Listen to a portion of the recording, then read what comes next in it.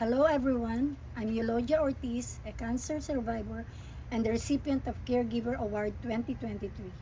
As I emphasized last year, what we do is more than just a job. It is a calling, a mission, a testament to the power of kindness and compassion.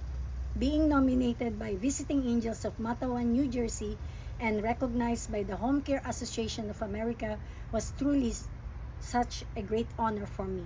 Receiving this award is not just a recognition of work, but a celebration of all caregivers who tirelessly work each day to improve the lives of the elderly and the person of needs. So now, together we look forward to the next extraordinary caregiver who will make a difference each day to improve the lives of the elderly and will be the recipient of the next Caregiver Award 2024. Congratulations to the new nominees of caregivers. Thank you and more power to Home Care Association of America.